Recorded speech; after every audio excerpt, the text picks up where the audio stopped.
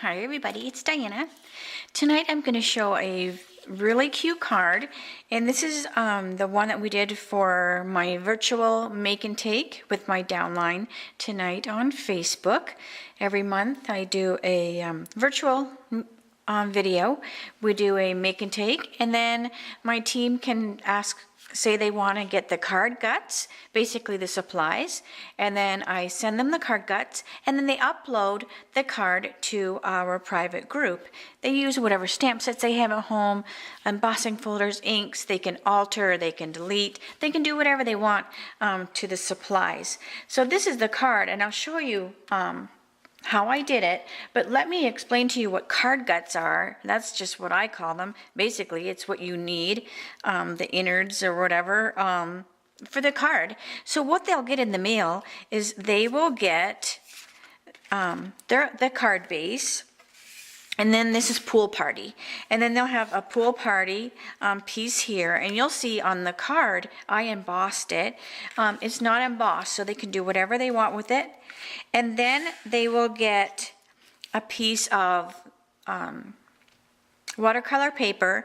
And I've framelit it out with the stitched shapes framelit. And these will be back on the 16th. They were so popular, they back ordered, so they turned the number up. So Stampin' Up! Will turn the number back on the 16th, and you'll be able to get them. So they'll get a piece of that, and then they'll have a couple pieces of a piece of cardstock and some DSP, and then their linen thread, and then that's what I'll send them, and then they'll do whatever they want with it. So if you think this is fun, you want to join my team, let me know. I would love to have you become one of my downline. I have demonstrators all over the US, so we have a pretty good group. So anyways, okay, so let's get to stamping. Let's do the fun part. Okay, so let me move that out of the way. What I did was I stamped ahead of time just to save some time, because usually I blabber a little bit. So what I did was I'm using the stamp set Helping Me Grow, and this is it here. This is a perfect stamp set because we're also going to be using the new watercolor pencils. So it's a great one to show how to use those. And I'm using the greeting from Special Reason because they have some tiny little ones and they were perfect for that little strip of paper. Plus, I had it on my desk from working with it the other night, so that's always helpful and handy as well. So let's get started with our image. So what I'm going to do is I'm going to use the aqua painter, and I have my handy little makeup sponge I always talk about, and that just keeps my aqua painter. I'm able to clean it and make sure it's clean in between colors. And I'm going to be using the basic gray, yes, and it's the Stampin' Up! Colors, which are so great with the new pencils. And I'm just going to take my aqua painter directly to the tip of the pencil, and I'm picking up some of the gray, and I'm just putting a shadow along the outside of the flowers. That's going to make it pop off the page a little bit and just give it some dimension. You want to do that first. It's just a lot easier to add when there's no color. If you add it after, sometimes you can brush up against the other color and pull it into the shadow line, and you don't want that. Okay, so once we have the shadow, then I'm going to start with my lighter color first, and that is the Daffodil Delight pencil. And I'm just going to add some color, and I'm going pretty solid into the center there, and you'll see I'm leaving like a white area. I'm not going all the way up. So I'm leaving that white area, so I'm coloring that in with the pencil, and again it's Daffodil Delight. I'll turn this so I can get to here. I love this set. Okay, so there we have the daffodil. Make sure that I've got all the gray out of there. Now I'm just taking my aqua painter and I'm just going to pull that color out into the edge. Now I want to keep some of that white on the edge. I don't want to go all the way to the tip. I just want to pull, but I want to leave a little bit of the white area.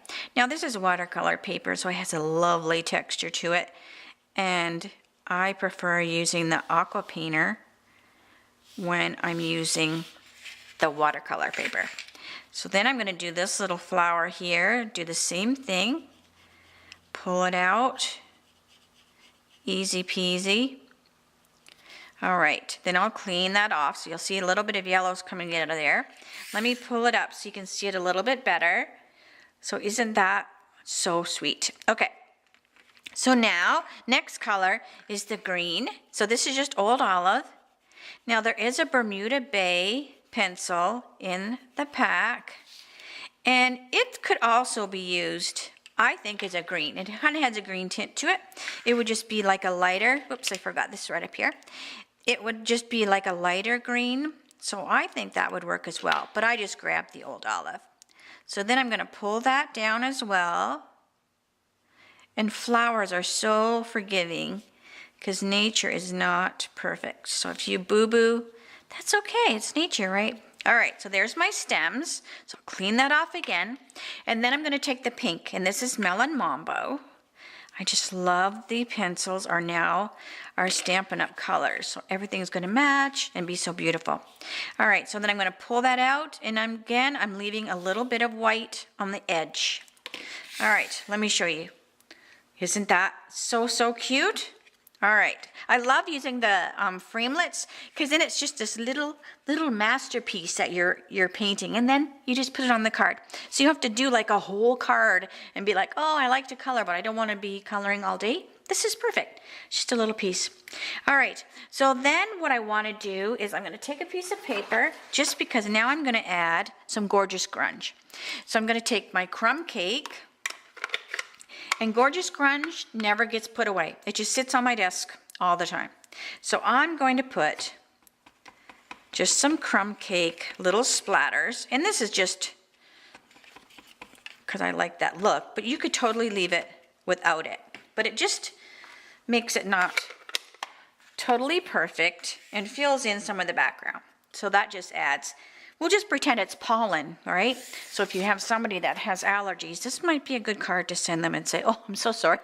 You're sneezing like crazy. Okay, so there's that one. And let's put the rest of the card together. So I used the embossing folder with the big polka dots, and I put that on my layering piece just because I'm using Pool Party and Pool Party, and I wanted to make sure that they had a little bit of a different look to them. You could sponge the edges if you didn't want to put an embossing folder on there, but I liked the look of the embossing folder, so that's what I did. All right, so we have that on there. Then I'm going to attach my circle with dimensionals. You know me, dimensionals. I love my dimensionals. All right, so I'm going to put 4 on the back. Now I have to tell you, this layout on this card I got from Tennille Williams, and she had a card I saw on Pinterest, a different stamp set, different, it was a lot different, but the layout is the same, and I just fell in love with it. It's just so easy. So Tennille, thank you. You're always so sharing. Okay, then we have a piece of DSP, and I'm just tearing the edges because I just cut a strip. So like for their little card packets that they're getting, I don't know what they're going to do with it. So I just gave them a long piece. So what you want to do is you want to tear towards you, and then that gives you that nice kind of tore edge where you can see the inside of the paper. If you tear it away from you, you're just going to get a flat edge. So I always tear towards me. So that's probably a good length there. I'm going to add a little bit of fast fuse, and then that's going to be going on here like at an angle. And then here's my little strip of paper, and I'm going to fishtail it. So I'm going to come up the center, and then I'm just going to cut on each of the ends. And what that does is it gives you that fishtail, I call it, or like a banner edge, which you could call it as well. And then I'm just going to cut that other side straight, and then that's going to kind of go cockeye on there. Add a little fast fuse on the back. And that's good. All right. Then I have a piece of linen thread, and then I'm going to cut it in half because I'm just going to send them a long piece so they can do whatever they want. But I'm cutting mine in half, so I have 2.